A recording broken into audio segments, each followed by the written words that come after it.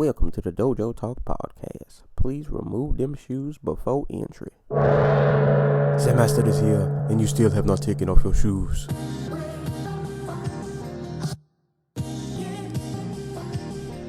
Yeah.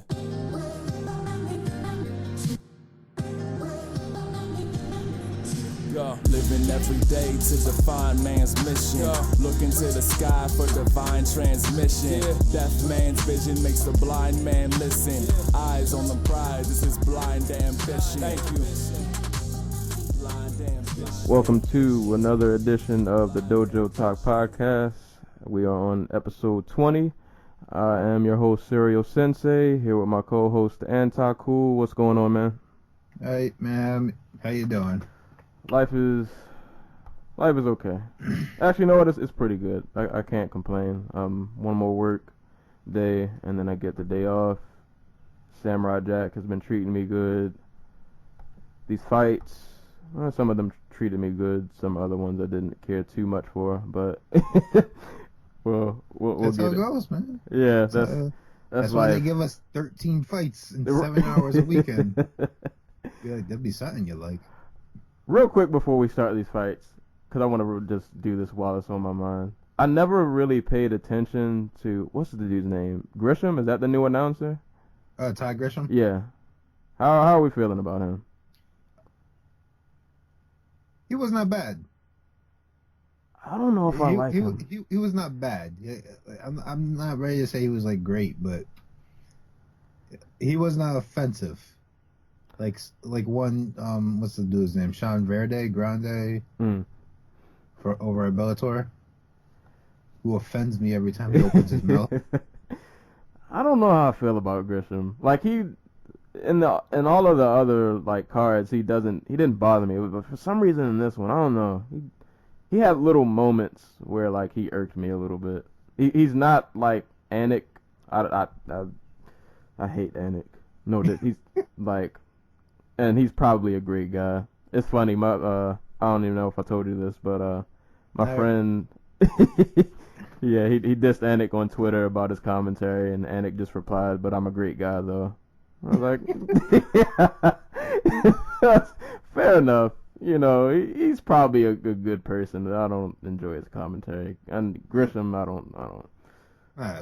Like there are very few people who can do this type of job successfully. That's true. And I mean, he hasn't announced that many events yet. So I mean, he's a glory guy. Yeah, and he's not bad. I don't want to like make it seem like I'm trashing him. I think like, being competent as a commentator is a very rare skill. Not everybody can be like Jim Ross. You know what I mean? Right. So I try not to be too hard on him. Just, I don't know. Maybe over time he won't bug me. But he doesn't have his mannerisms, but he has like his tone. He has like Goldie's tone. Yeah, he reminds me of like. It feels like he pays attention to what's happening. Right. He's trying to be. He's not trying to be like insightful, but he's trying to be our avatar to ask Brian Stan questions. Right. He's like the surface level commentary. Like he knows what's going on, but he is cognizant of what is happening, and he is trying to deliver the fight to us in a way where Brian Stan can really shine. Right. That's our guy. Right. I can respect that. I'll give him that. I guess I gotta warm up to him a little bit, but. Yeah, I just wanted to throw that out there. He's not out here asking if, Open St. Preux is the new Anderson Silva or whatever. Is Cub Swanson the Michael Jordan of fighters? Yeah, hopefully he doesn't hit that point. But I guess we'll start with this card. Once again, to my dismay, 6 fights on the main card. You know, it wouldn't be so bad if they started a freaking hour early. Yeah. I think the last fight ended. It was sometime after midnight. I'm pretty sure because I know I was up for a while. Oh, it was probably closer to 1 o'clock. Yeah, it was pretty late. So yeah, man, y'all got to get on the ball. Start an hour early or do something, man. add another fight to the Fight Pass prelims. Yeah. But anywho, nonetheless, it was a decent night. Some fun moments, some not so fun moments. But we'll run this from the top. The main event that we've all been waiting for. Cub Swanson and Artem Lobov finally, for better or worse, this fight pretty much went. Actually, you know what? I can't say this fight went the way I thought, because I thought Cub would have finished him. But I was hoping Cub would finish him. I wanted this to end in like the first round, partially because I was just terribly tired and I wanted to see a knockout. But I guess props to Lobov though. The first round he kept it semi-competitive. I thought he didn't get blown out like I kind of envisioned he would. Two judges had him winning. I don't know if I'll go that far, but he was in the fight. I'll say, like, he wasn't getting destroyed. He did enough to make it a competitive fight in the first round, but the longer this fight went on, you just kind of saw the gap in speed and experience and athletic ability, skill, creativity. Just there was Cub is Cub, man. Cub just goes in and he just has fun. He has fun, and it's a beauty to watch him. Just it almost seems like he just creates strikes on the fly and they work. But yeah, man, he was awesome, just constantly moving around. He did get tagged a few times, not anything significant, but he ate a few licks. But for every lick that he ate, he returned 2 or 3 more, and then eventually by like the 3rd and 4th round, he was he was on another planet. Like that by the 3rd round, that fight went the way I thought it would have went from the beginning, where he, for better, term or not, he was kind of tooling Lobov at that point. Yeah, like this for all the shit we give Lobov. The man has fought, 25 times? Something like that? Like 27 times, 28 times. He's only been fighting since 2010. So he's a 7-year veteran. He's fought 30 times. And he's fought a lot of really good talent. Like Alex Enlund, good fighter. Andre Winter, good fighter. Fisher, good fighter. He's not out here losing to scrubs for the most part. Like there are some fights on here where he's just getting subbed in late in fights to guys who probably are going nowhere in their career. But point being, he's experienced and he's tough as shit, because I think he's only been stopped once in his whole career. Yeah. He's only been stopped on strikes once. And we knew Cub Swanson wasn't going to come out here and try to take him down and submit him, because that's not what Cub does. If he's going to submit you, he's going to hurt you first and then climb your back or whatever. Right. But it goes to show how much experience really pays off in there, because he was countering. And he wasn't doing a bad job of it. Every time Cub would throw the lead right hand, he had that left hook, cocked and ready to go. And he ended up missing or just grazing, because he's not very fast, and he punches like he's throwing a cinder block or something, all stiff. I noticed too, he has a really upright stance. His chin doesn't really move. Everything about him is stiff. Yeah, and especially towards the later round, Cub just started tagging him repeatedly, and it's there's no head movement at all. Yeah. But if you're tough and you can hit kind of hard, and I don't know, and you have so much experience, countering, because that's where most of his game was successful. We're just countering, and he wasn't anything clean, but that's something you pick up after fighting, for taking however many fights. That's not something that's natural. Like that's why guys early in their career are always better when they come forward. Because learning the counter punch takes a very long time, and the fact that Artem trains with Conor McGregor and Gunnar Nelson and all these guys who are probably like a million times more athletic than he is. Right. I imagine he's used to being the slower guy, and they're trying to I don't know, get revenge when he gets hit. Add 30 plus fights of experience, and this is the type of fighter you get against Cub Swanson, Right. who's probably lost a step in this point in his career in terms of just being able to throw all his weight into his punches and knock guys out. So it's a recipe for a 5-round, one-sided kind of competitive fight. Yeah. I mean, Cub, left hooks, right hooks. He started throwing in head kicks. I'm like, kicks. Yeah, man. The full arsenal of just everything. That's why I'll give props to Lobov that he didn't get KO'd or knocked out, because he ate some pretty creative shots that I think might have at least dropped some other people, if not knocked them out. Yeah. And he probably kept Cub Swanson from like a title fight. Because who is Cub gonna? Cub's in position right now probably to fight the winner of Aldo Holloway if all goes according to plan. Everybody stays in the division. But does anybody really want to see the Cub Swanson that went the distance with Artem Lobov fight a Max Holloway who's only gotten better since their fight, or a Jose Aldo who is kind of proving that he's miles ahead of where Cub is? Yeah. And I wouldn't mind, well, for some reason I just have this nagging feeling that they're not going to give Cub a title shot. So they skipped him last time. Like, yeah. And now he's coming off of this type of performance. Like, I say give him Korean Zombie.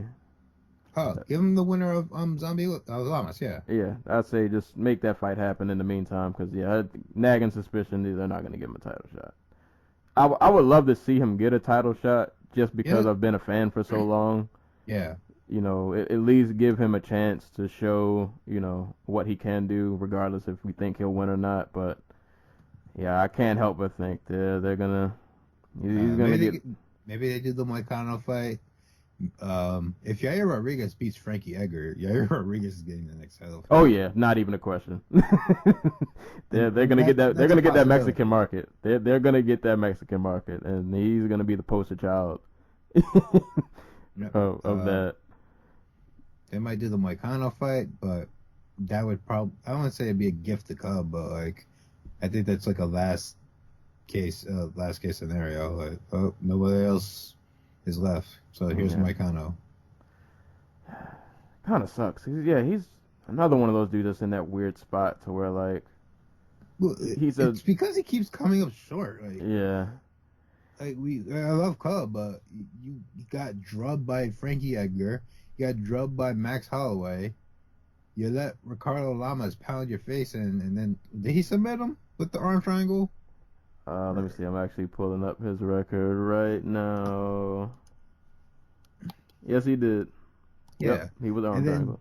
And he's no longer around. But like Chad Mendez beat him before.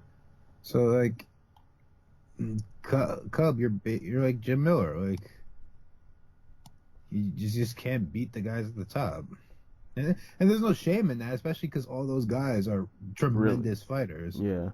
And Cub has beat some really good fighters himself, but there's not a lot of room there for him right now. Yeah, having Frankie in front of you was not.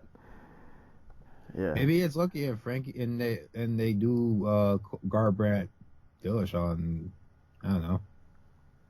Frankie just shows up and is like, I want to fight the winner. I thought of that too. That would be a side tangent though, because I'm pretty sure Frankie could make 135. Oh no, he's said it before. Yeah. He's like, I could probably make 135 really easy. Yeah. And him and his whole team believe so. They're just waiting on a title shot. We'll see. Frankie and Dillashaw would be Frankie and anybody in like that top three. I would pay good money to see. Yeah. But I guess for Cub, we'll see. Yeah, he's kind of in like a weird spot, but I think he's pulling for a title shot. We'll see if that is yet to happen. Title shots these days are kind of, I don't know, I feel like they're just up in the air. You never really know. Yeah. Yeah, you never know if you're gonna get one, no matter how good your performance is or who you beat. Well, everybody from 145 to like 185 has been hit with like the McGregor effect. Yeah. Like everything is up in the air. Nothing makes sense, and Right. the UFC is going to milk as much money out of those 4 divisions as possible, even if it means, not giving us the best fights possible. Yep.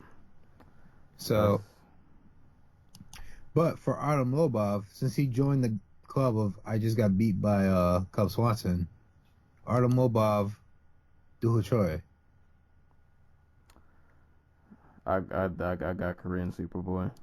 I mean, yeah, I do too, but Lobov is the exact type of fighter Yeah, it would be a fun fight.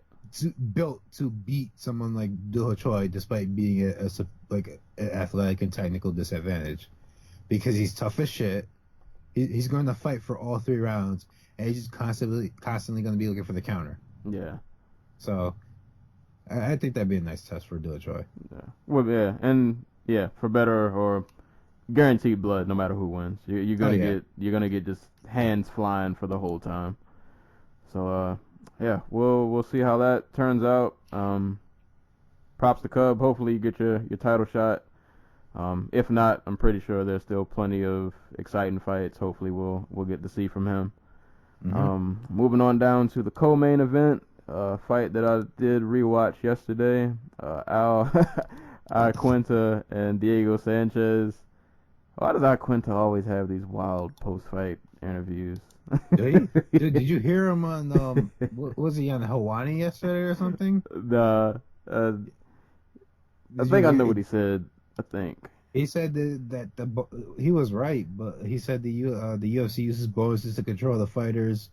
They're not incentivizing. They're keeping us in our place and trying to exploit us, but not giving us bigger contracts and guaranteeing us money.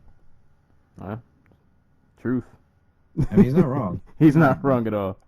Like if I'm out, like he's saying he's not even sure this is worth it anymore. And he was still mentioning the real estate. He was still mentioning the fact that he's a real estate agent. Hey. Yeah. You're on national TV, like 750,000 people watching. Right. Free advertisement, man. Yeah, you need a house. That's your guy. Yeah. But as far as the fight, I don't know if I trust Quinta to sell me a house, considering he goes around trashing hotel rooms and the like. Yeah, I don't know. Hopefully that side of the business is working out for him. But he looked good in the fight, though. How long has he been out? 2 years. Just 2 year layout. Yeah, he didn't look like he really missed a beat. I mean, he's young, and he just fought Diego Sanchez, who at this point in his career is like basically only good at wrestling. Yeah, taking a punch. Well, he tried to keep it on the feet in this one. I just think Al was just faster, younger, sharper, pretty much better in every aspect, unfortunately. And yeah, when he cocked that right hand, face plant. That's only the second time he's been stopped on strikes. Which is crazy considering like how many wars and just brutally violent fights he's been in. But man, Al's right hand was just vicious. He dropped him the first time, and then props to Diego. I feel like he somewhat recovered well. He got back up. He kind of had that crazed, just Wolverine look in his face, but he ate another right hand, and that was it's not a whole lot else to say. And he face planted again. I think the second one was it was. It did.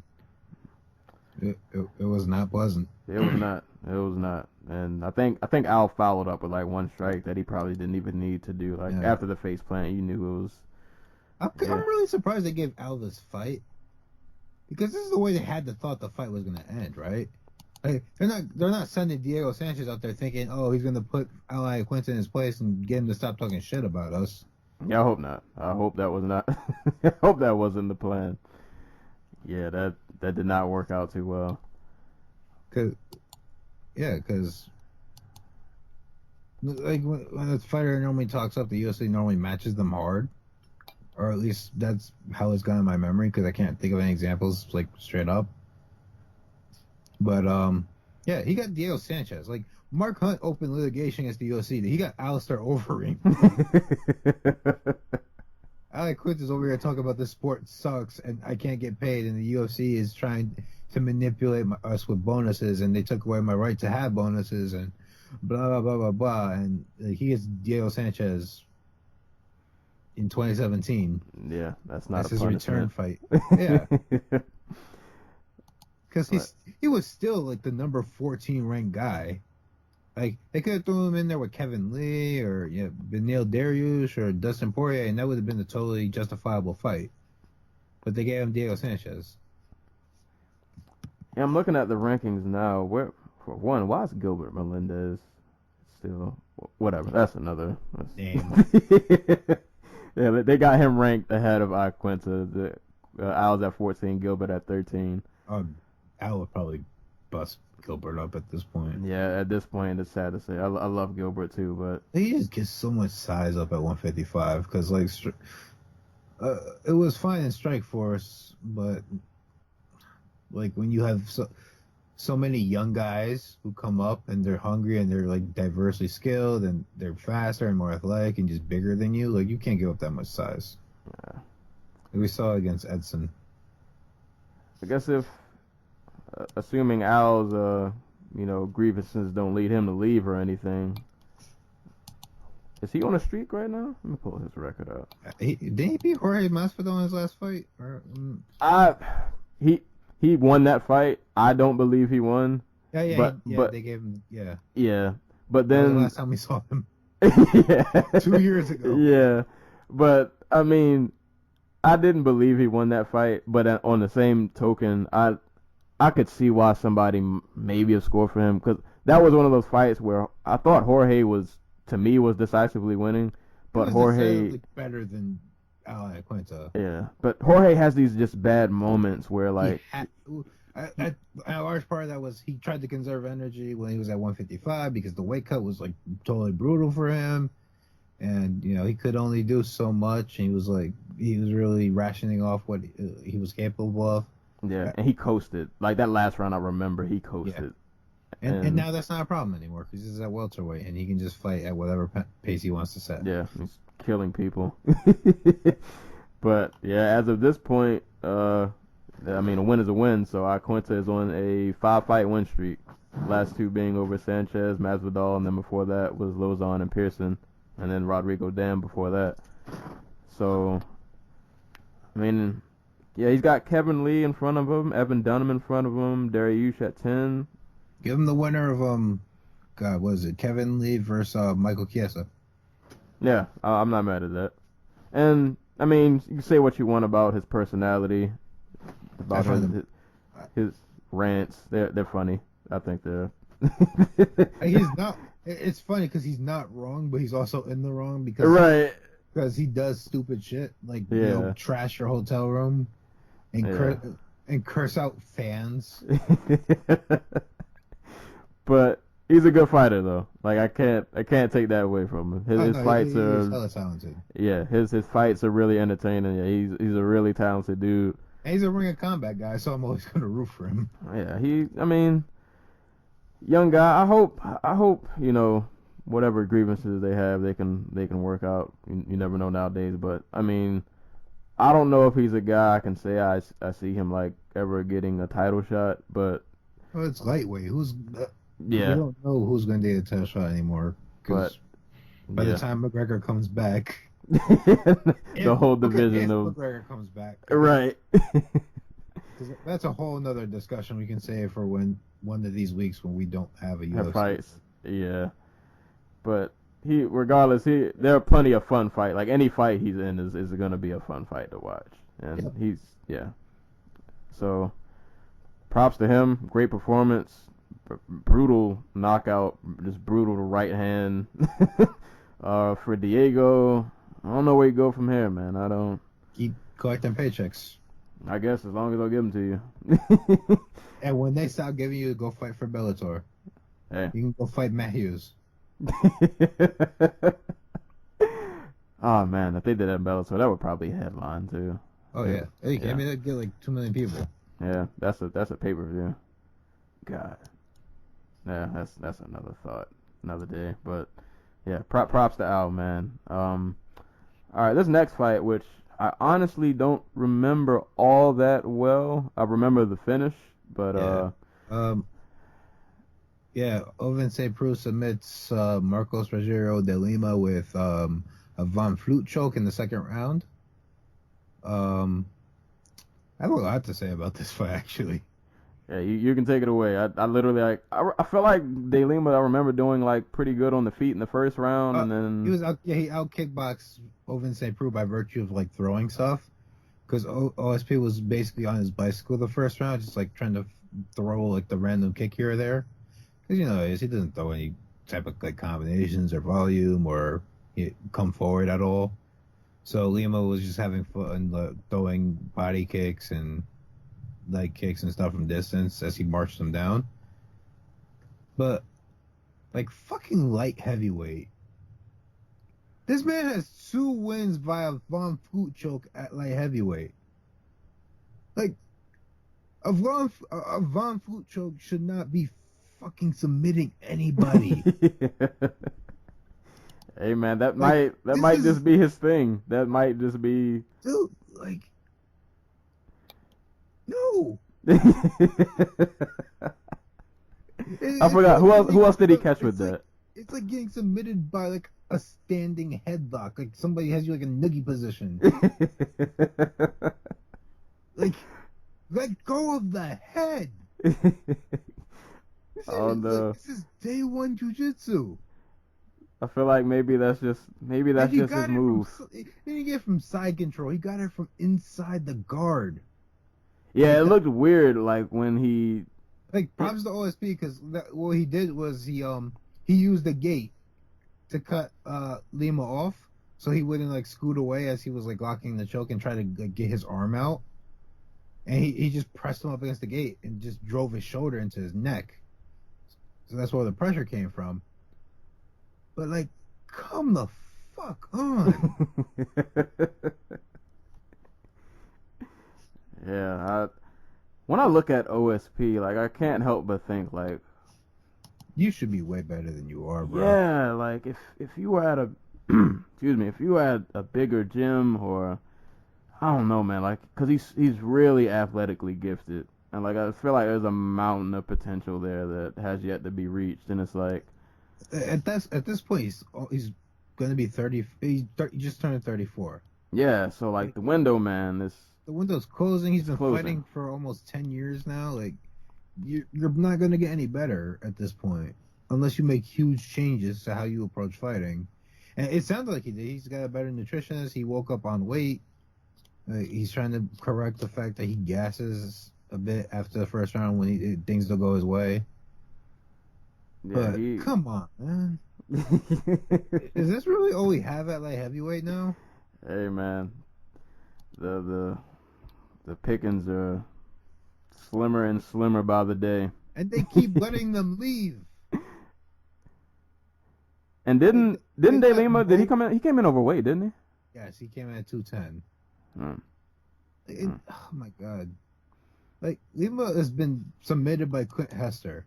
Like, is he even in the UFC anymore? No. That's wild. He got cut after losing last year. Oh no, I'm sorry. Lima submitted Clint Hester. Okay, that makes more sense. Man, because God. And the thing with OSP is like the way 205 is now, like it's so depleted that like, dude, if you even made the slightest improvements and just got a small streak going, you're right back at a title shot. Because the pickings are so slim. Man, bro, he lost to Volkan Ozdemir. Man, Yeah, the 205 is just a weird. That's the black eye of the UFC. You just kind of look away. I mean, like other than DC and like DC Jones whenever he gets his life together. Gus and Glover. Gus and Glover. Like outside of that, there's not Outside a whole of that, lot all going the on. best light heavyweights are fighting in Bellator. Right. We got Phil Davis. I don't know if you heard, because I think King Mo pulled out. Yes. Yeah, so we. They refused. They didn't want to give either Ryan Bader didn't want the title fight in his first fight, or Bellator didn't want to give him a title fight in his first fight. So they decided to do the King Mo fight instead. King Mo gets injured. They're doing the title fight as a replacement. Just how backwards is that? See how life works out. Yeah, it's funny. I can't remember because they fought before, right? Yes, and Ryan Bader won, and I was very happy about that because I predicted Ryan Bader would win, because I thought I had no idea how Phil Davis was going to score enough on Bader, who was a more active fighter, to actually win the decision. And I got some heat for that, for picking Bader, and I was very I felt very good about him winning. It makes sense though. I mean, to be honest, all right, their wrestling probably cancels out. After that, it's not a thought as to who's better on the feet. Yeah, not a thought at all. It's not who's better. It's just who's more confident when they face top competition. Yeah, like Bader going after Glover Teixeira was probably dumb in retrospect, but like it shows a willingness to actually get in the pocket and throw. And then it's not like he didn't land. Like he was doing good in that fight. He had his moments up until the mighty fall. But yeah, 205, man, get it together. But go sign all the young fighters who have like a 5-0 record or better. Right, just bringing them all over. Just have them fight each other for 3 years. But props to OSP. I don't know where you go from here. That division just. We'll fight Alir Latifi. Yeah. Go do something. I don't know. At this point, why not? I mean, like, what else is there for you? Yeah, there's. Do you want to fight Misha Serkinov? But moving on to another fight. I was pretty interested to see how this fight was gonna unfold. So we had John Dodson. Was this his first fight at 135? This is his third fight at 135. Well, fourth. Well, like return fight to 135. This is his third. Yeah, he beat Manny Gambarian, and then he had I forgot about the Lineker fight. Oh yeah, I forgot about both of those. All right, so yeah, third fight. So they matched him up with Eddie Wineland, two guys who are pretty savvy on the feet. I thought I didn't think Wineland would win. I thought maybe he tagged Dodson a few times, but he hit him like 10 times in this whole fight. Yeah, in the third round, because I rewatched this fight yesterday. Like the start of the third round, they pulled up the graphic, and I think Eddie was like 9 or like 11 of like 70 for like 13% strikes, something. Yeah, something insane like that. Right, like insanely low, and it wasn't for lack of effort. Like no, he was trying, man. I think after Dodson cracked him like the first time, like not cracked him, but tagged him, he just kind of realized, oh crap, I can't actually touch this guy. I've had my jaw broken before, and I don't want to go back to that. So why don't I just stay as outside as possible and throw some jabs at him for 3 rounds and see what happens? Because that's literally all he did. He circled to his left, like threw like maybe 2 or 3 jabs at a time. Sometimes committed a right hand and just like kept circling. Because Dodson was the one coming forward in this fight, which was really weird to me. And in the moments when Dodson did like land or like he would have these little blitzes, like he bloodied Eddie up. He bloodied Eddie up, man. It was that little dude has some. He is astronomically faster than 99% of the bantamweights out there. Right. Like he is every like. That's why I was so curious, like how a fight between him and Dominic Cruz would go, because he is so like he's not like he's foot fast like Dominic Cruz, but he's also like really explosive. Yeah. He closes distance with ease, and I'm really curious how that type of fight would go. Yeah, because I like Eddie, but yeah, he kind of, the crowd kind of booed, but that's to me. I don't think it was a bad fight, but it definitely looked like it hit cruise control because Eddie realized he couldn't land anything, and he was really not committed to throwing it. He committed to no kicks. He actually, I don't think he threw any kicks. I don't think he did. I think this fight was completely hands, like. And that's where he screwed up. Yeah, that speed was just. It was so apparent. Just he's literally just like the Flash. He gets in, he tags you. He rocked Eddie a few times and backed him up against the cage, and then the next thing you know, his nose is just pouring out blood, and there was just no answer for the speed. I really like the fact that Dotson was coming forward in this fight.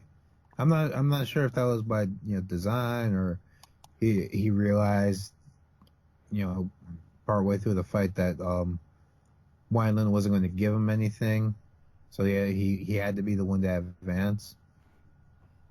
But I think Stan was right when he said Dotson has to do at one point he landed like a 3-piece where he just blitzed forward and Wineland couldn't step out, so he just backed up into the cage. And Stan was like, he has to do that one time a minute as opposed to maybe once a round or a fight. Yeah. And if Dotson really wants to be a contender in this division, he's probably going to have to do that. Because all the guys at the top of this division throw, in combination, and they throw a lot. You're not going to win a decision against TJ Dillashaw or Dominic Cruz fighting. Yeah, well, not one blitz per round. That's not going to do it. Round or something like that. Yeah, But on the same token, he might not win, but can they catch him? He doesn't have I don't think his footwork is as good as a Mighty Mouse, but yeah, he's still just light years faster than everyone else. Dotson straight up might be the most athletic person in the UFC. Yeah. Dude's the small, freakish little tank. He's 5'5" and apparently he can dunk. So. Yeah, man, this dude. Not at moments, not the most exciting fight, but 3 rounds and you got the clue of who was just better, who was faster, probably even stronger. As small as he is, he still hits like a grown heavyweight with that little frame he has. But yeah, I'm interested to see where he gets matched up next, or who they throw in front of him next. He's not gonna be an easy outing for anybody. I think they're gonna do the Rivera fight, mostly because I think they're really angry that Rivera turned down the Chito Vera fight, so they're just gonna match him tough. Dotson's like a nightmare matchup for him. Quicker on the feet, quicker hands, hits harder. It doesn't have to exchange with him in the pocket. That'd be a good fight, though. We'll see. Props to Dotson, man. Good, solid. I'll say solid performance. Not great, but solid outing. Solid steps forward. And you made blood. You made blood flow. So yeah, I'll give you props. Next fight, which I figured was going to be a pretty fun scrap. Stevie Ray, or is it really Steven or is it Stevie? I think his real name is Steven. All right, I'm calling him Stevie. Yeah. Stevie Ray and Joe Lozon. I was pretty sure this was going to be a fun fight, and it didn't really disappoint. Lozon was on fire that first round, man. It didn't look like they belonged in the same octagon. It looked like clearly I'm the veteran. You probably shouldn't be in here with me. he took Stevie Ray down. He started landing ground and pound. He elbowed him pretty vicious. Just after that first round, it looked like, all right, this fight might not be as close or as fun as I thought. It might be pretty one-sided, but hey, man, Stevie, he held in there. Because that first round was a beating. That first round would have sapped a lot of people's confidence, but he came out in the second. I'm trying to remember how the second went. I know he came out throwing in the second. Like, he didn't let himself just get bullied around. And he started to fire back more in the second. And it seemed like by the third, Lozon was kind of... I think he actually even said it to his corner, like, he's tired. Well, like, I'm tired. Stevie made it a fight. He started throwing a lot more combinations, and that was a drubbing in the third round. When they rang the bell, it kind of looked like to me that Lozon was almost out on his feet. Yeah, because he ended with a pretty mean flurry, like the hands he threw like an 8-hit combo, had Lozon pretty much like backed up on the fence, and he probably was not too far from getting the stoppage. And do you think the decision was right? I mean, if somebody should have won the fight, it probably would have been Stevie Ray. Like, I know Tennessee hasn't adopted the new rules, but I could see giving Lozon a 10-8 in the first and Ray a 10-8 in the third, because I think it was that type of drubbing in the third round. Like, Lozon's was more emphatic because he was on top and he was out grappling and he was laying it into him, but like Ray was like seriously hurting him in the third round too. Yeah. It was completely one-sided, and I thought Ray won the second round. So I probably had to rewatch one more time. I will say though, and I'll throw this out there. If you had it a draw for Joe Lozon, I wouldn't be mad at that either. Yeah, because me a draw in general, not a draw for Joe Lozon. Yeah, I thought the second round to me was pretty competitive. I thought that they both had their moments. I would have to watch it again. But I want to throw this out there to the listeners. I've gotten into the habit now, since we talk about fights, that I try to watch them multiple times, and I watch them muted, and it feels completely different when you watch a fight with no volume. Yeah, there's no crowd. You don't hear the thud of the strikes. You just see whatever it is that you see. And I don't know, like it makes you look at the fight completely different. I almost feel like now, like judges should probably watch fights just to avoid the bias, because it really does help that like you don't hear a commentator saying, "Oh, he landed, this right hook, and oh, it looks like he's stunned." You kind of just see the fight for what it is. And even with all that said, I don't remember who I scored it for after I watched it muted. But I remember it just felt different. Like I think I'm gonna start doing that more often. Yeah. Just watching fights muted. But nonetheless, awesome fight. Great performance from Stevie Ray, who had to rebound from a slacking he caught in the first, and then deliver his own beating in the third. And I mean, props to Lozon. This dude's been fighting for almost 20 years. Yeah, man. Still in there, still throwing leather, and still going for it. Like in that first round, man, he was going for the kill. This impressive fight for both of them.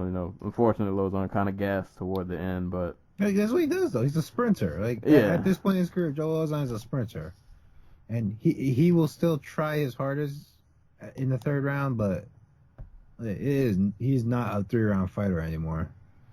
Yeah, it was fun, and I hope he, bring him back for another one.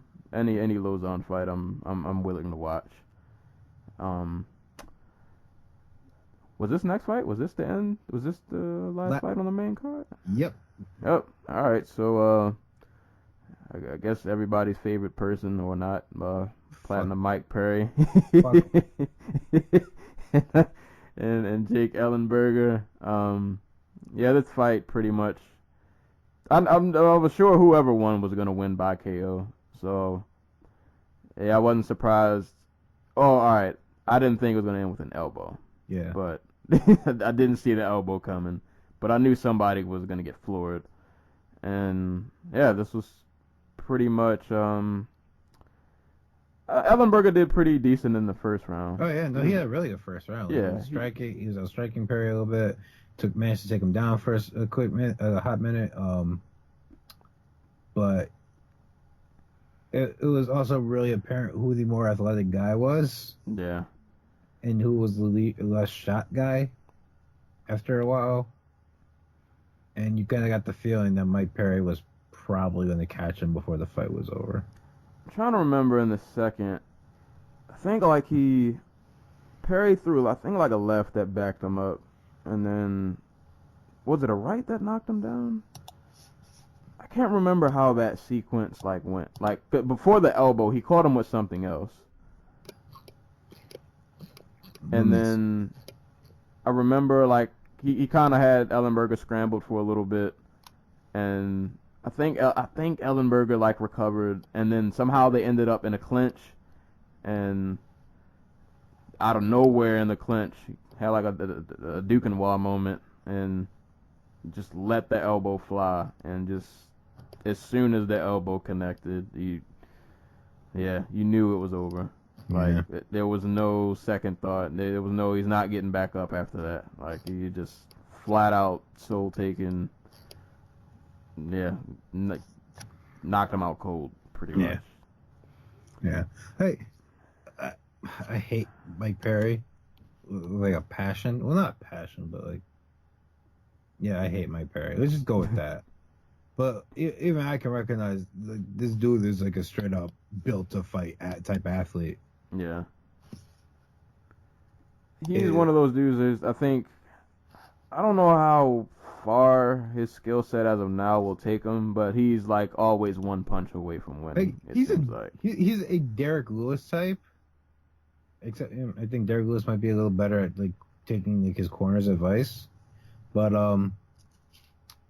he is just like a natural fighter where he has this natural sense to put himself in the best positions to land his power.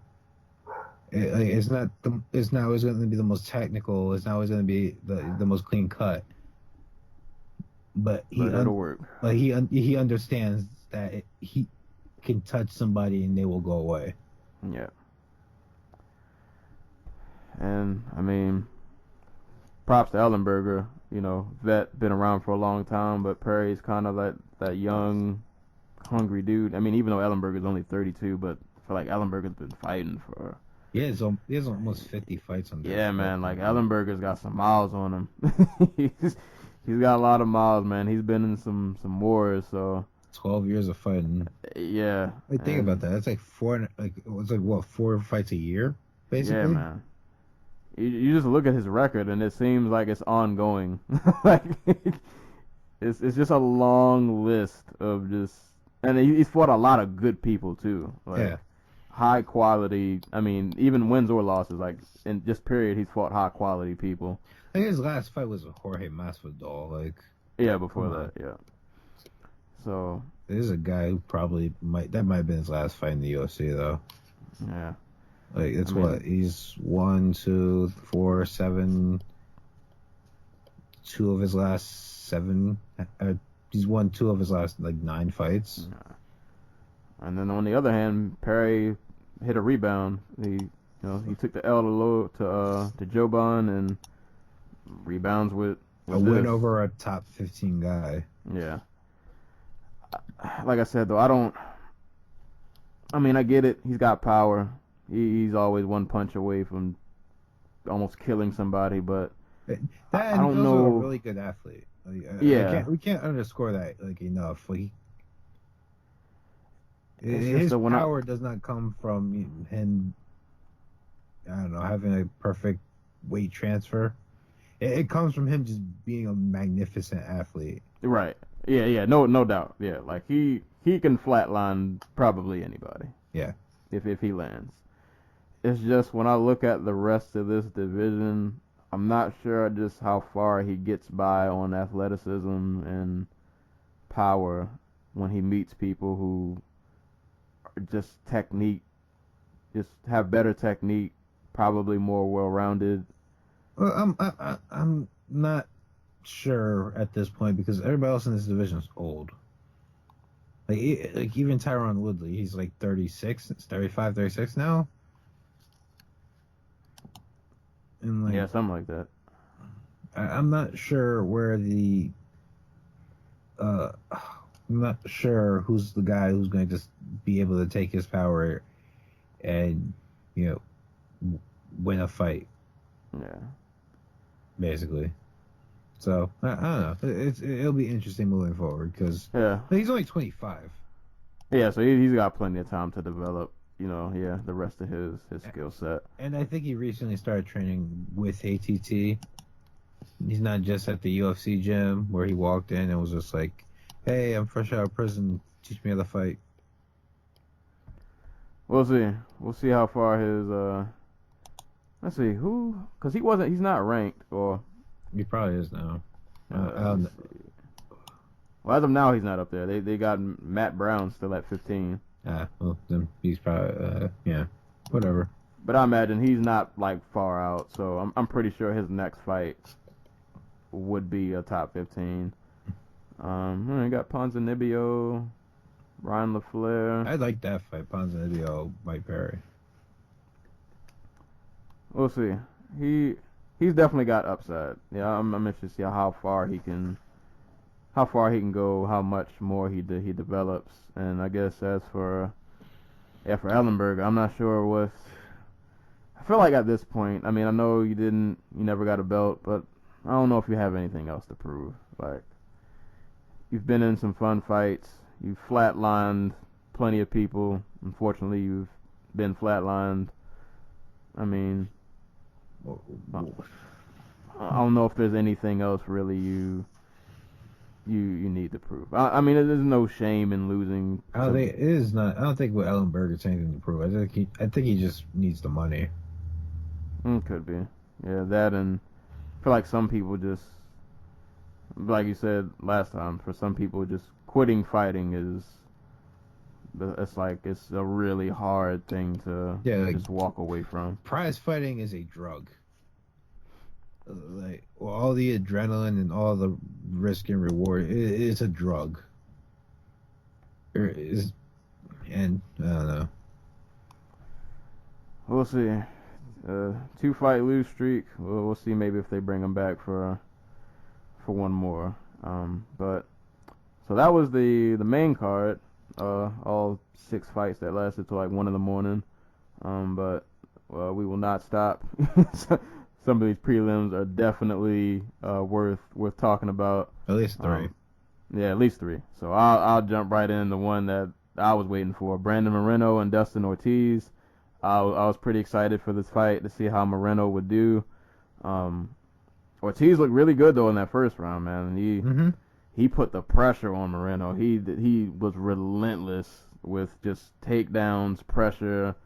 He didn't let Moreno breathe in that first round. But the second, Moreno kept it a lot more on the feet. I think there was still takedowns at points in that round, but there was a lot more on the feet than the first. Oh yeah, the first was just constant. Either you're pressed up against the fence, or you're on your ass, or I'm literally on your back, holding you down. Yeah, and then in the second they they were at range a lot more. Yeah, got a lot more busy with the strikes, and then out of nowhere, Moreno lands this beautiful left kick, and kind of put Ortiz on shaky legs for a little bit, and trying to remember how the sequence went after the kick. So he's the switch kick. Freaking Ortiz like face plants, like he looks like he's out, and then like you see him try to scramble to his feet. Moreno's like doing ground and pound. He gets down on a knee. Oh yeah, and then eventually they got on the ground. He tries to run away, and Moreno he took his back. Yeah, he like hopped on his back. It was like the Barral Brad Pickett back take after he kneed him in the face, where he literally just hops on him and all of a sudden he's a figure 4 on his back. Yeah, and he was relentless going for those submissions, and kept going for it literally until he sunk it in there pretty deep. And Yeah, man. I love watching Moreno fight. It's a real exciting young dude who. Dude, it is gonna be so good. Yeah. Think about it. He's only been training uh, he's only been doing like real MMA training since maybe like the summer. God, he's only 23. Like he was training in Mexico until he made it on. Until he was either like right before Tough, where he went to go work with Cejudo, or right after Tough, where he can't, where like they saw him on the show and they're like, oh, I want to invite him, and now he got to work with like Canelo's boxing coach, and now he's working with Ludwig and TJ Dillashaw, and like he's only getting better. It's happening so quickly. Like, and he's already got 2 top 10 wins. Yeah, but and then Ortiz is not. It's not an easy out. This is the first time I think Ortiz has been stopped. You would be correct. I'm looking at the record. And look all of his losses are decisions. Look who he's fought. He's fought Benavidez. He fought Hayes. He fought Formiga. He fought Moraga, and he took all those guys to competitive like decisions. And then here comes Brandon Moreno, who just freaking knocks his head off. Yeah. And takes his back and submits him. It kind of sucks that I feel like by the time he's gonna make it to a title shot, I feel like eventually. Moreno, yeah. But by the time he gets there, Mighty Mouse will probably be gone. I don't think so. You don't think so? I think he's gonna be fighting for a title in like a year. We'll see, yeah, because in this division, they're always scrambling for new faces. He might be his next contender after. Right, because this was, albeit, first round went kind of rough for him, but all in all, it was still a good performance. And I feel like anytime you get finishes, that's always a plus. Yeah. And that'll get you up there. He got finished. He's Mexican. He's like, if you stick a microphone in front of him, he's like the most likable fighter in the UFC. Right. Like, yeah, he has everything. He has everything you could want in a contender, and maybe not a foil, but a guy you're trying to push a new market. Like, yeah. On top of all that, he's exciting. So I say, why not just give him a top 5? Ortiz I got Ortiz at 9, so shoot, give him a top 5. Give him I don't know, Formiga, Ace, anybody top 5. At this point, why not? Yeah, I feel like you don't got a lot to lose. Even if you throw him in the top 5 and he loses, he's only 23. He'll be right back. Oh yeah, up there. Hopefully they don't like try to Rose Namajunas him, or like he's fighting consistently top competition. But yeah, he's a dude definitely to keep an eye on, man. He's a fun fighter. And still props to Ortiz too, man. He's really good. He's gotten better. Like that was a better performance than we've seen from Ortiz recently. Head kicks change lives. Yeah, like, sometimes just being able to stop the fight is just an invaluable skill set to have. Yeah. And Moreno has that, and Dustin Ortiz does not, sadly. But shout out to that fight. I'll skip down a few. We'll go to Brian Barberena and Joe Proctor. I don't want to talk about Alexis Davis and Cindy Dandois ever. You said you don't? No. All right, well. That was not a fight that ever happened. It's fake. Yeah, I heard it. It was terrible.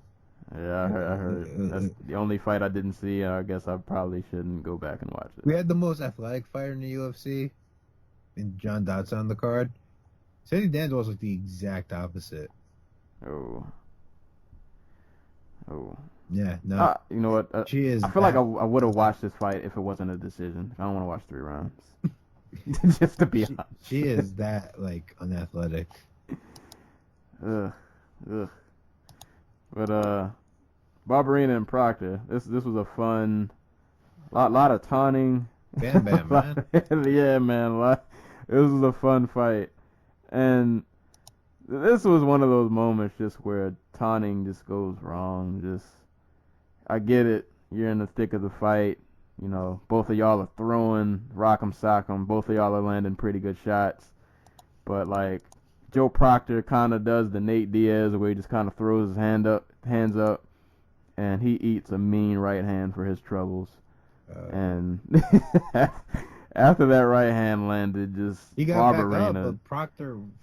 But Barberena just like kneed the crap out of him. Yeah, and then he proceeded to just beat the life out of this man until the ref just decided that he had saw enough.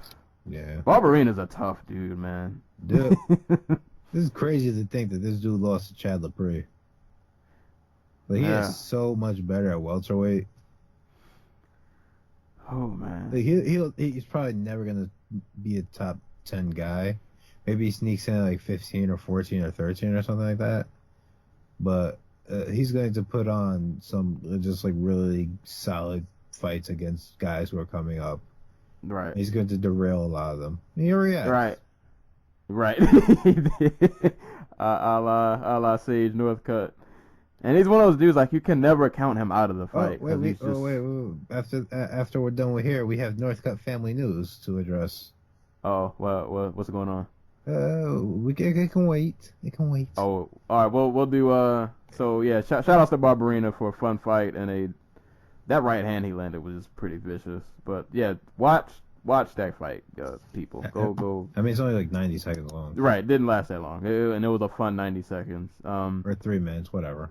Time's irrelevant. Right. And the last fight that I guess we'll mention, Hector Sandoval and Matt Schnell. Yes. Something like that. We'll go with that. I honestly don't remember much of this fight other than the ending where it was Rock'em Sock'em Robots mixed with Matt Schnell trying to drag the fight to the ground with all his might, mixed with like some of the worst Artem Lobov punches you ever seen from like Hector Sandoval. He got in the clinch and was literally just like Rock'em Sock'em Robots is like literally the best description of like I said, because he was like punching up because Schnell's slightly taller than him, and he was throwing like these robotic, powerful hooks to his head, and it worked because you could see like Schnell's legs like give out underneath him, so Schnell tries to drag him to the ground, and like, he eventually does get the guillotine attempt. And then Sandoval just freaking slams the crap out of him and gets out of it. Like, Sandoval won this fight because he's just straight up stronger than Matt Schnell. Yeah, it was brute strength. Like, I think he slammed him twice too. Like, I can't remember, but I think he slammed him twice. And that's probably what ended the fight for Schnell, because Sandoval then went on to land like some baby hammer fist. It was weird because when he threw the first hammer fist, it almost looked like he was surprised that, oh snap, he's not responding. Yeah, like the moment he touched him, like all the lights went out in Schnell's body. Yeah, like, his legs locked up because he was in full guard. He had them locked in full guard, and like his legs locked up around him, and like his arms were like splayed out, and it was just really clear that he wasn't getting back up. Yeah, it was. Watch that fight, man. It was one of those KOs that you didn't see. It just happened so fast. It happened so fast. In that flyweight, like. Yeah, you don't see that kind of strength, just brutal strength at that weight class that often. But I guess not to, probably won't talk about any of these other fights, but I'll just run the other ones down real quick. Scott Holtzman got a decision over Michael McBride, who was a very strange, unique fighter, I'll say. And Danielle Taylor got a decision over Jessica Penn. That fight was disappointing for me, but I won't even really go into it. It is what it is. And Alexis Davis got a decision over Cindy Dandois. So that was the entire card. Talis Leites beat Sam Alvey. Sam Alvey, yeah, forgot about that. Fight also UD, and a kind of boring decision. Yeah, wasn't the greatest fight. So that was UFC Fight Night 108. Now on to the star, Sage Northcutt. Okay, so this is not Sage Northcutt news, but it does pertain in general to the Sage Northcutt family. Sage Northcutt has an older sister who debuted in amateur MMA before him, and she will be making her pro debut this June in LFA. All right. Sister Northcutt. Sister Northcutt. Well, Hold it down. actually, she's married. If I Also, remember correctly. she might not even be technically a North. Well, we're calling her Northcutt. Yeah, like the brand, yeah, you gotta stick with the brand, man. Yeah, you gotta stick with the brand. This is why she. Shout out to LFA too. Yeah. I did catch. But I never catch the main events. It'll be interesting because I imagine Kobe's 24. She's a 135er who can probably fight at 145 if she really like. Matter of fact, it probably had the reverse. Like she fought at 135, but she didn't look great at 135, so she might be a little stronger at 145. But I imagine like after her debut, there's gonna be like a little bidding war between Bellator and the UFC for her, because like she might not have Sage's straight up athleticism, but yeah, Northcutt name runs deep, bro. Right. We'll see. LFA's a good proving ground. I have gotten a chance to watch. Also, they look exactly the fucking same. They do. What's her name? Colby Northcutt. Colby. Let's use the powers of. Except she just has like a girl head. Alright, hold on. Let me. Like, I'm not kidding. They look exactly the same. Northcutt. Alright, let's use the powers of Google. Okay, images. Alright, there's a picture of them standing side by side. No, what are you doing? Oh, man. Oh, I'm waiting for this picture to blow up. Wow, she really did. They both have that 19-year-old just beach plastic face. Yeah. But they're like freakishly athletic. But yeah, I get it. Yeah, they definitely. Yeah, there's no question that they're related. No question that they're related. We'll see. We'll see. LFA will be a good proving ground. They put on some pretty good cards the last couple I've gotten a chance to watch. They've been pretty decent. The sad part is I don't think she's as weird as Sage. Like Sage is weird because of his normalness. Like Colby's just like a normal 24-year-old woman. Yeah. So so we won't be like she won't be going to Danielle Taylor and asking her about like Birth of a Nation. I don't know, man. Sage might put the bug in her ear. Well, she's married to a black guy. Like. Oh, all right. So she's probably okay then. She probably. No, she's a probably well-adjusted person. And yeah. And she's like, Sage, you need to leave the house. Our dad is not a very good person. Man, I'm rooting for you, Sage. I'm rooting for you. You do some strange, He tweeted today. It said that he's looking forward to fighting soon. So we'll see. I'm pulling for Sage. Hey man, you're that young. Get your money. I'm pulling for Sage. We need this type of just bizarreness and. You're right. It's just fun to watch. It's fun to watch. We're a little over an hour, but I want to briefly, at least give a shout out to Patricio Pitbull from Bellator, who had his fourth match with Daniel Straus. But this time there was no debate as to who won. Yeah, this wasn't a close fight at all. Was it me? Like, did you watch this fight? Yeah. He really had the I don't remember ever seeing him in that stance. Like, he had the Connor stance going on. Did? I don't remember that. He had like this really sideways kind of. I think it was just because he didn't want to get taken down.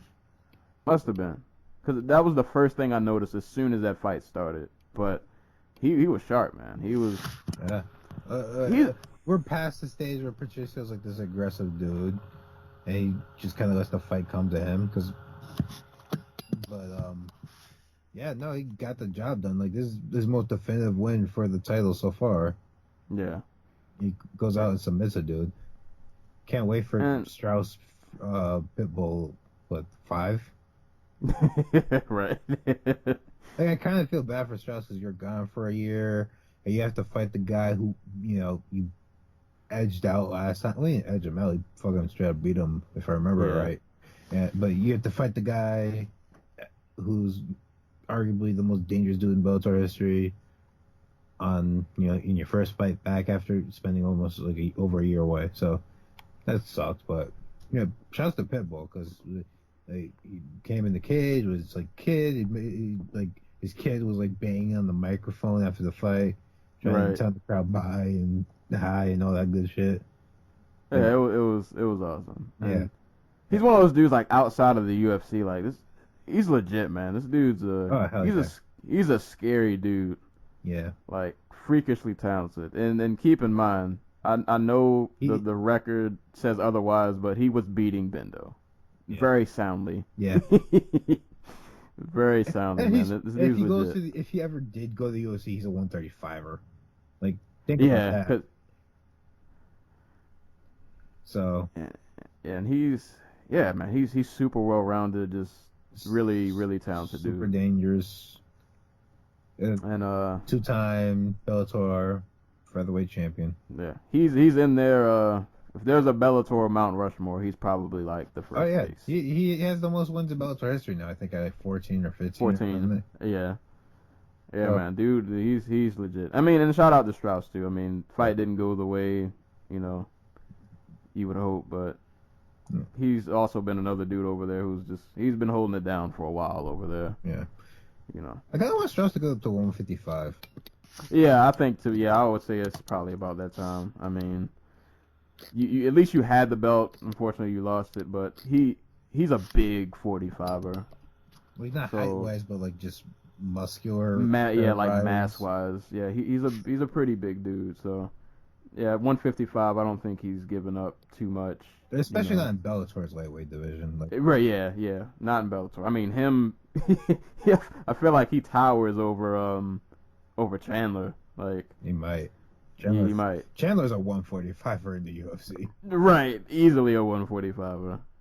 But, yeah, it was great performance from him. And I gotta also give a shout out to AJ McKee, who knocked somebody out with a head kick that was blocked, and he still knocked him out. Dominic Mazzara, who was probably his best win to date, because Mazzara was 12-1 heading into the fight. So, yeah, McKee gets back his assassin, or whatever the hell he calls himself.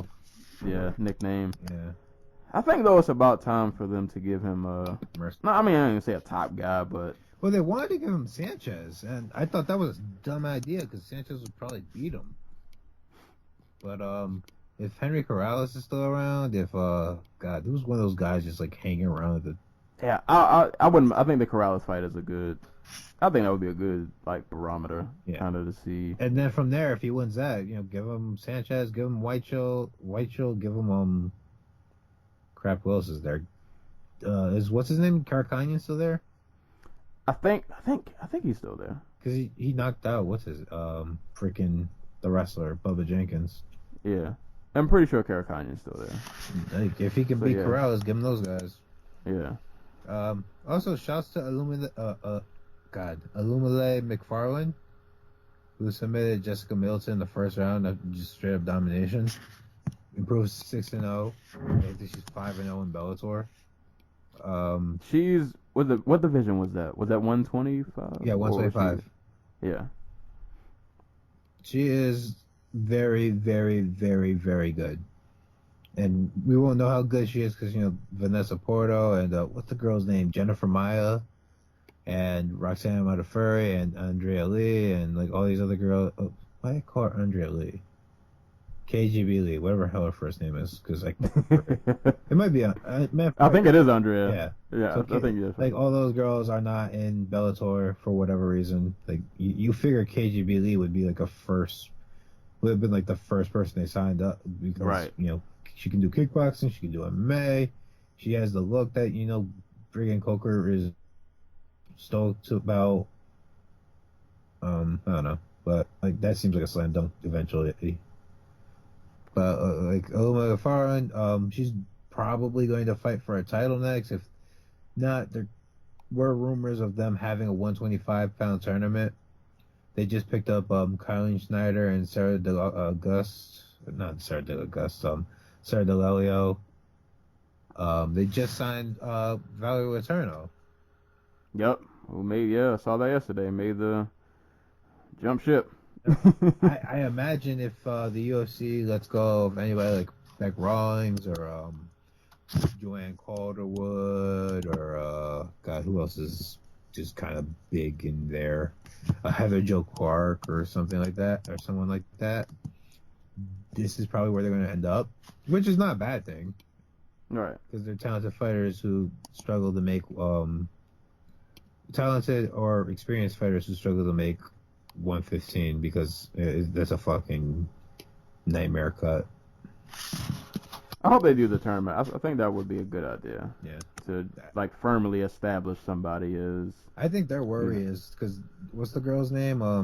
Anastasia Yanikova or Anastasia? Yeah. I know who you're talking about. They're pushing her. They really want her. Fight.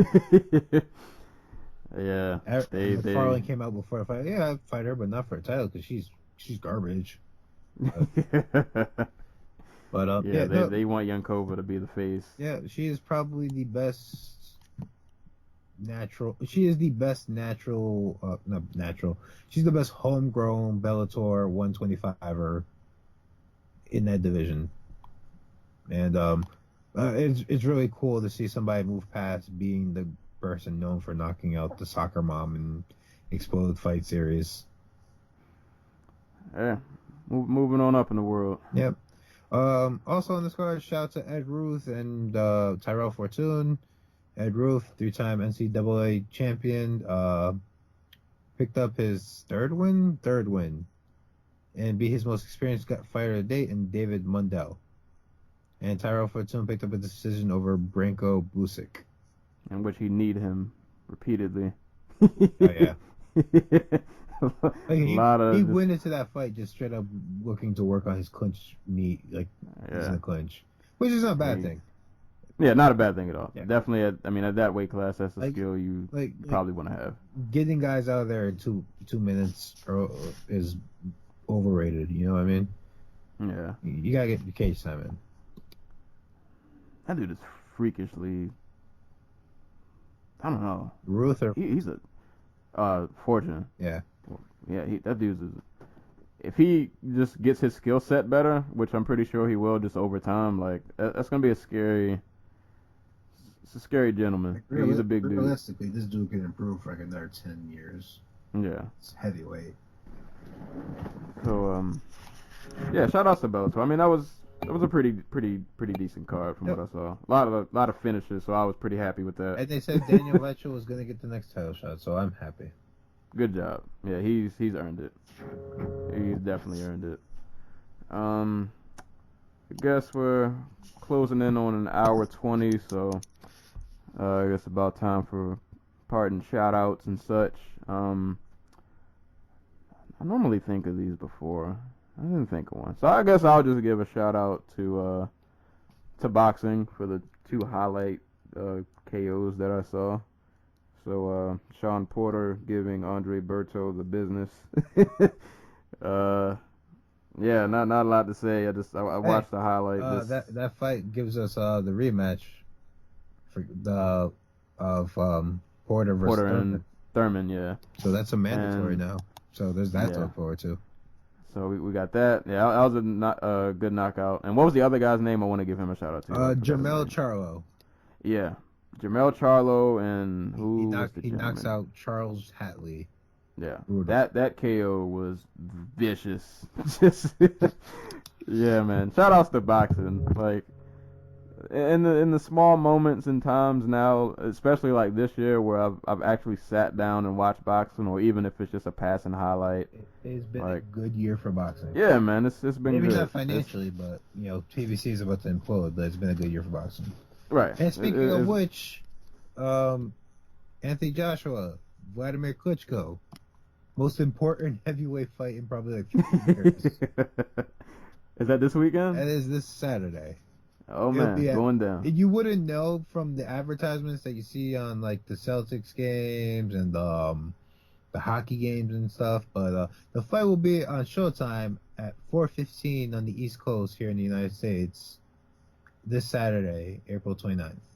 Oh, hold up, 4:15 p.m. Yes. God, I'm gonna be at work. Same here. I switched shifts, and I would have been off, but I switched shifts to do a favor for somebody, so now I close. So I'm gonna. Yeah. I'll catch it the next day. But if like I'm thinking about it, I think Joshua would have already been like a breakout star in the U.S. if this was like the 80s, and we were still in like the pro wrestling era of like if being a bodybuilder just automatically makes you a freaking star. Because if you've never seen Anthony Joshua, like, oh God, he like imagine a Superman like action figure, and then just paint him black, and you got your man.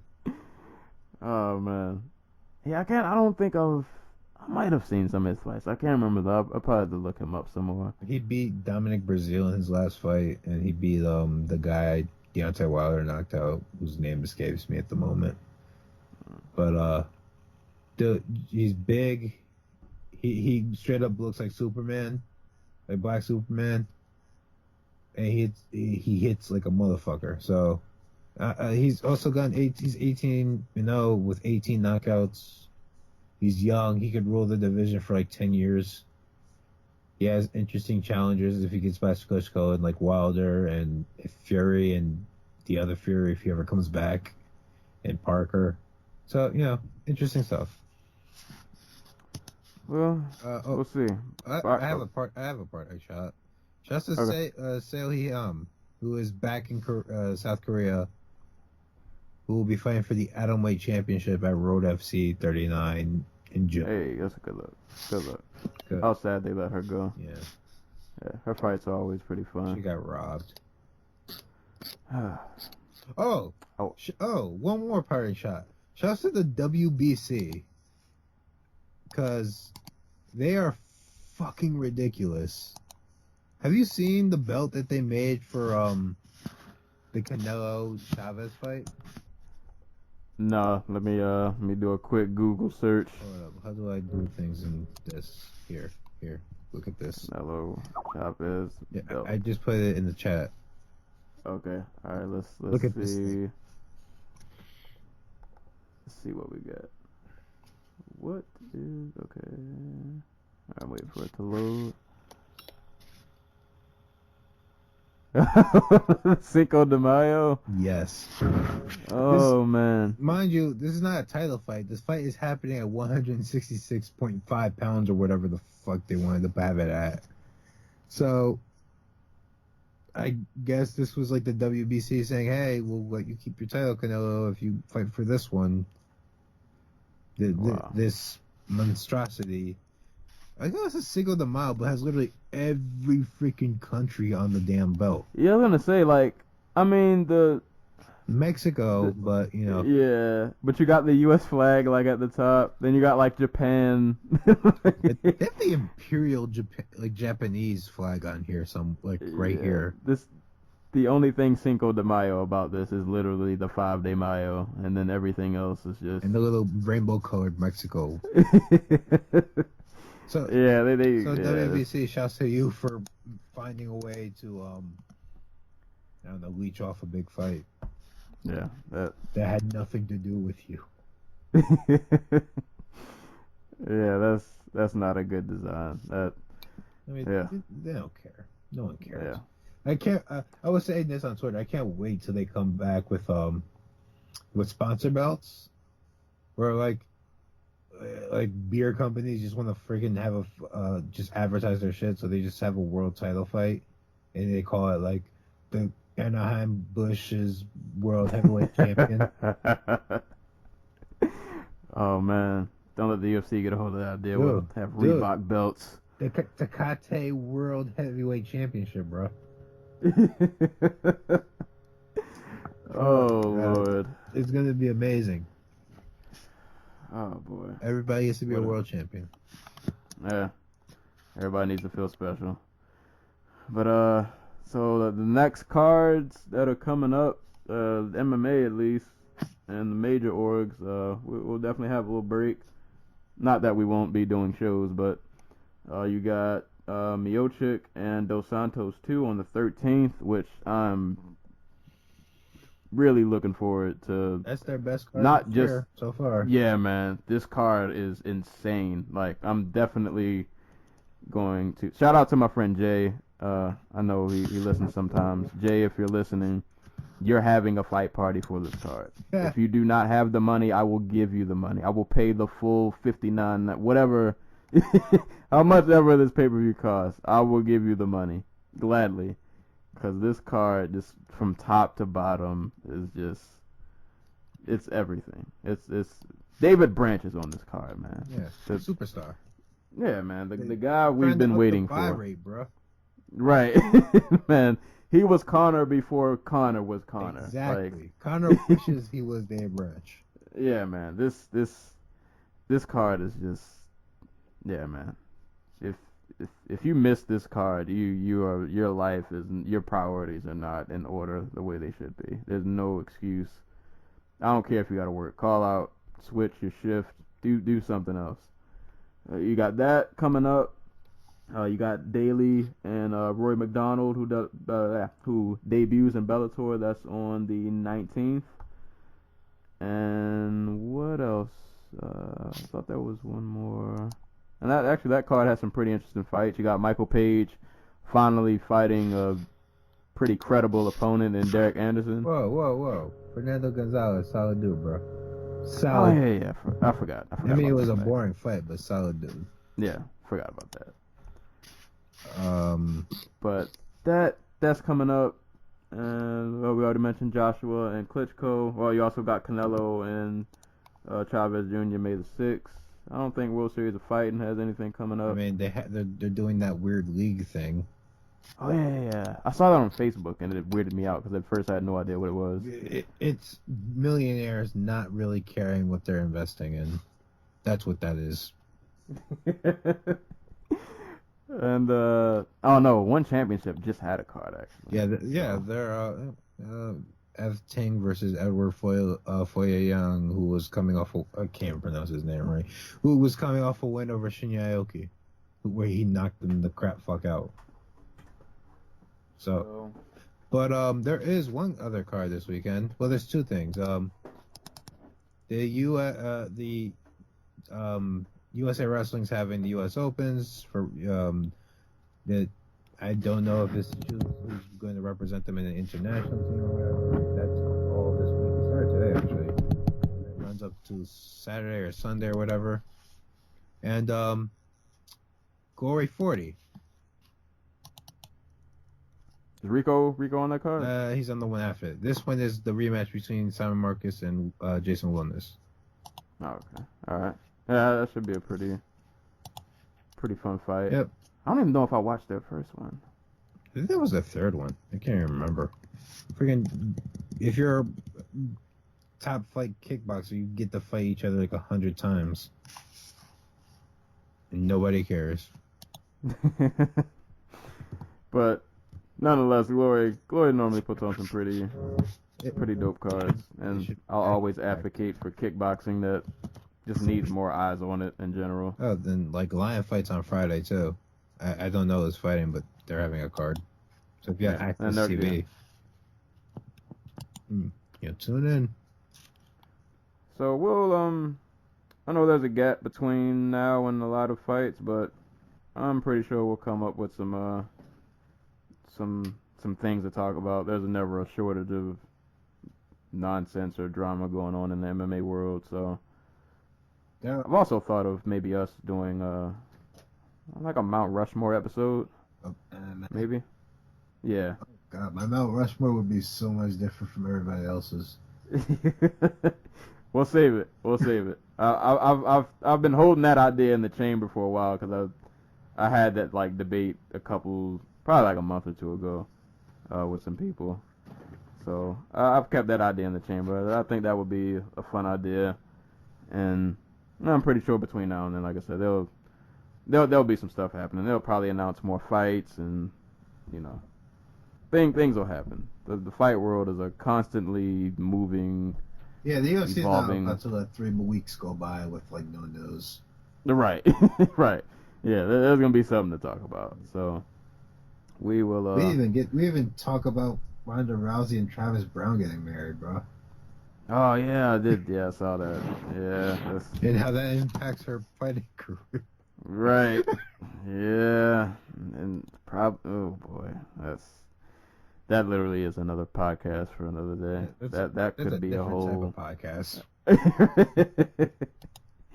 That's a whole different conversation in itself. That's Ronda. But live your life, Ronda. Don't hey. Don't let Surreal Sensei get you down. Who am I? You got you go money half anyway. Travis Brown's babies. Right. Go do what you need to do, man. Go be happy. Just if in between now and the marriage, if maybe y'all could talk about your coach, just throwing it out there. Maybe throw that on the table, but hey man. Eric's not even there anymore, so Good. That's a step in the right direction. But yeah, I guess it's a show coming up on an hour, 30 minutes. I still need to go eat. So I think my dog probably just shat in the kitchen, so I'm gonna probably go ahead and deal with that. Oh Lord! All right. As always, if oh God, I messed up the slogan. The slogan is yeah. If I don't know what the slogan is. What's the slogan? If there are people being punched in the face, we will be there to talk about it. Something like that. Close enough. And make fun of the people get knocked out. Right. Because that's the type of people we are. Hey, man. Somebody's got to do it. Exactly. If it wasn't us, really, I mean, if it wasn't rather us, it be us than it'd be people in the comment section, just, Yeah, and, at least we're analyzing your knockout. Is that what this is? Are we just the comment section come to life? No, we're a step above that. We're the comment section with Moderators? more intelligence. Yeah, right. We're like the forum moderators. We have small droplets and hints of responsibility. And we neglect them all. Yeah, but we try. We try. But we'll be back soon. And for anybody who listens to my music reviews, I'm gonna try to do my Kendrick Lamar review this week. Damn. I'm gonna try. So right. Damn, that's dropping. That's coming this week. So be ready. Hopefully I'm aiming for Thursday to have that done. So yeah, but thank you guys for listening. Check us out on YouTube and SoundCloud. I'm gonna challenge myself that by the next time I drop a podcast, I will have a Twitter. So hold me to that. I need to do that. I've been meaning to. I just keep holding it off. So, and you can yell at me on there and all that fun stuff. But thank you guys for listening, and until next time, we will catch you guys later. Peace.